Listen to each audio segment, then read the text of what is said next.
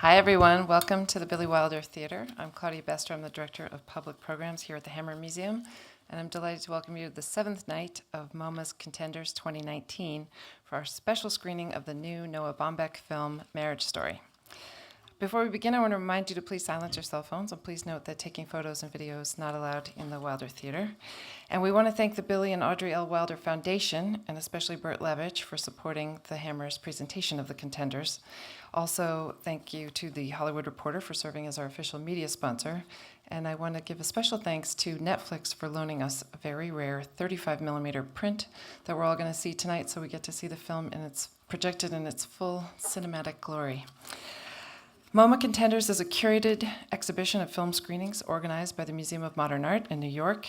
Each year, the film curators at MoMA select the best films from independent film festivals and major studio releases alike to find films that they believe will have lasting historical significance. And this is the 6th year that MoMA has partnered with the Hammer Museum to present the Contenders here in Los Angeles.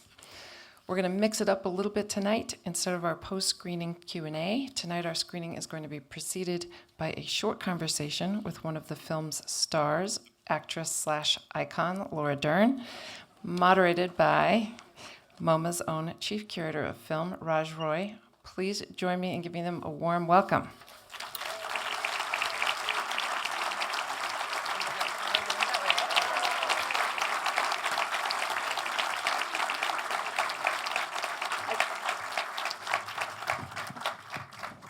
Good evening, everybody. Hi, everyone.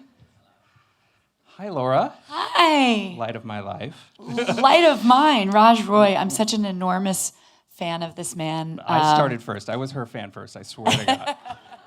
He just gave me an unbelievable tour of MoMA since it's reopened, and it's just extraordinary what they've done and how they've interwoven the story of fine art and film and photography and design and architecture in one space. And I was so inspired. I was actually giddy and may have left you in the rain with my umbrella, and I did sing in the rain and do a little dance for myself.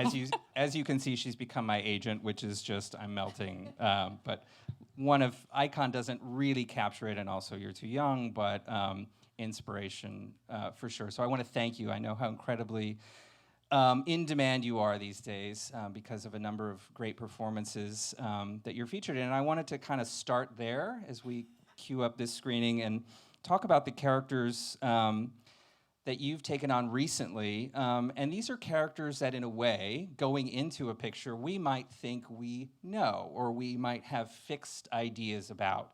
And you've seemed to have taken them, whether they're the divorce lawyer, who we're about to meet, the tech mogul, who we met in Monterey, California, or Marmee, as we will meet on Christmas Day, or you will meet, I've already met her, in Greta Gerwig's incredible adaptation of Little Women. You take these characters and you somehow totally subvert our expectations. Can you talk a little bit about the process of each of those, maybe specifically, or just generally about taking audience expectations or expectations about these women and subverting that?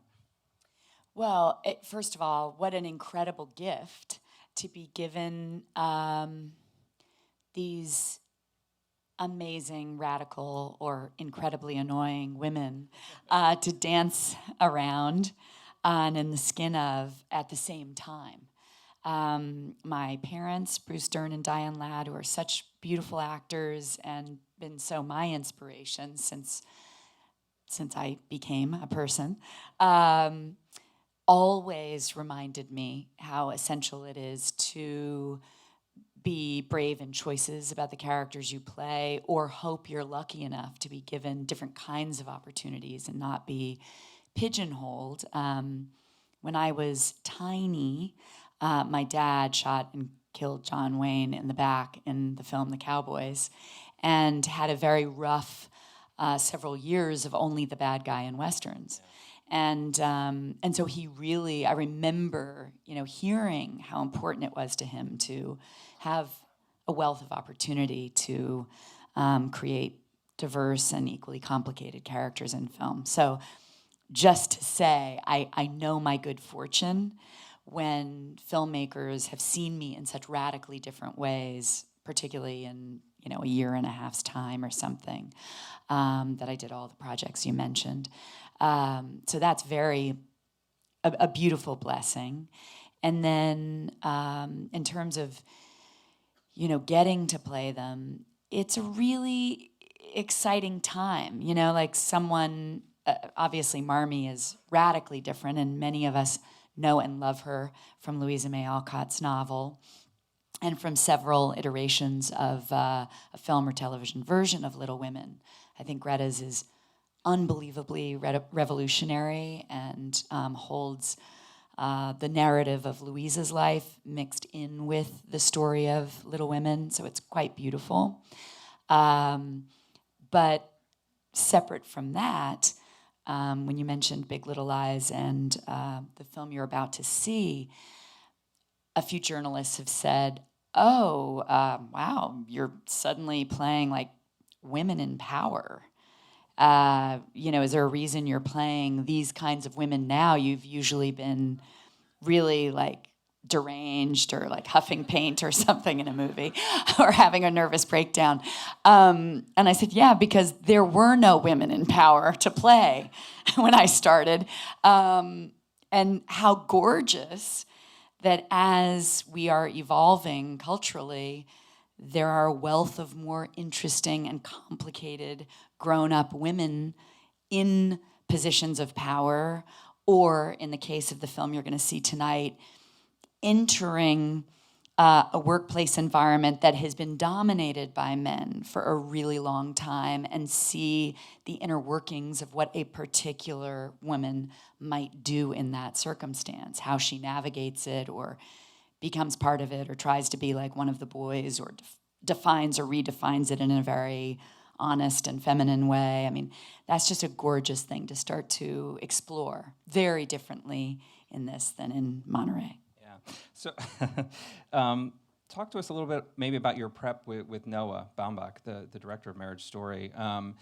Again, like focusing in on a character that with the wrong read, and I'm sure it was incredibly well written because we know that Noah is an incredible writer and this is an amazing screenplay, but she still could have been a harpy, right? And she's, to my opinion, not at all. So maybe just talk about how you and Noah talked about her and developed her.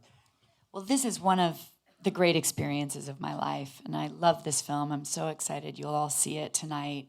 I love Noah as a filmmaker, but particularly what he's done with this, which we'll talk about more, why I'm so moved by it. But what was amazing about the experience is about a year and a half before finishing the screenplay, he and I are friends, and he and Adam Driver are friends, and this is their fourth film together.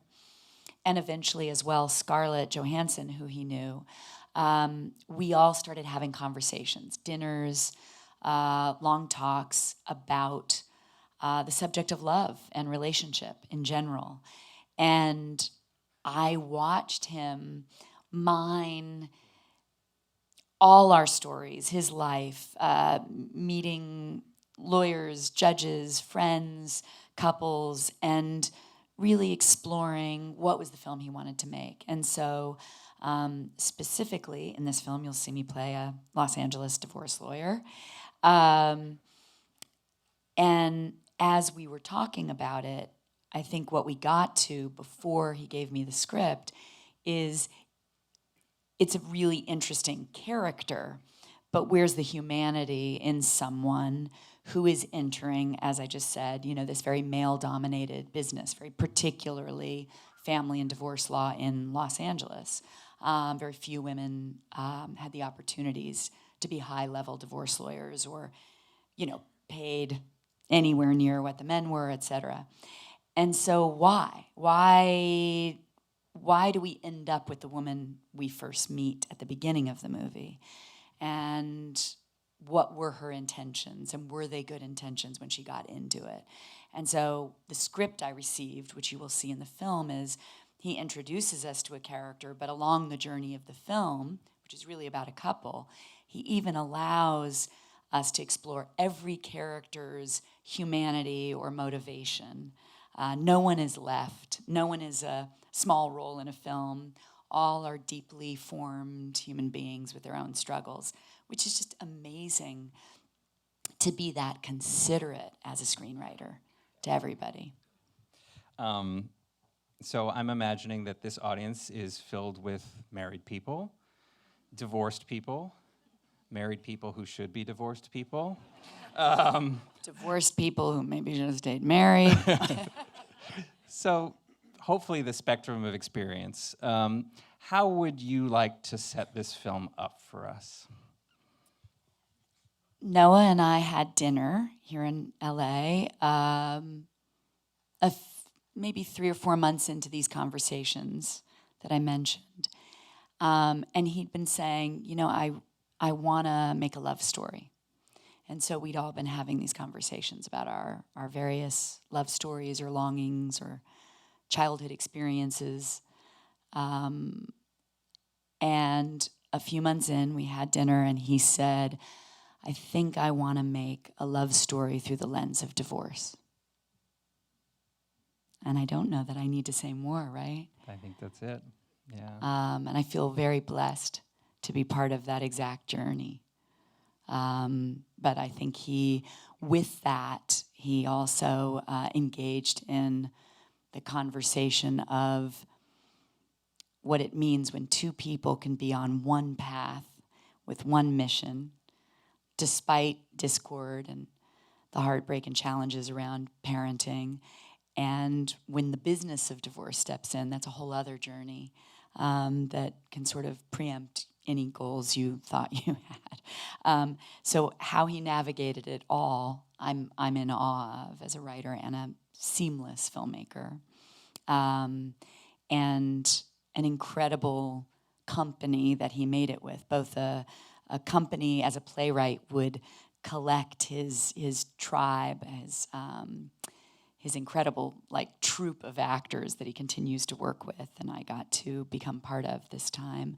But also, as you will see, Randy Newman's gorgeous original score, and Robbie Ryan, who I'm such an admirer of, is the cinematographer. They did the film Meyerowitz Stories together. I think it's their third film together, and Robbie also shot The Favorite.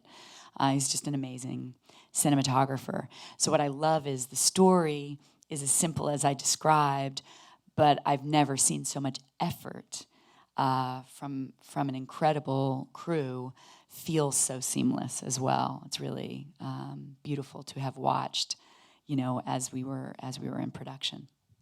Well, you've inspired me to appreciate it once again. And look, thank you so much for joining us today. You've been on a long journey. You will continue to be on a long journey, and on that journey, you'll continue to collect more gold things, hopefully. But please know that you have given us the biggest prize, which is your performance in this film. Thank you so much. Laura Dern, everyone. Thank you, Raj, and thank you all for being here.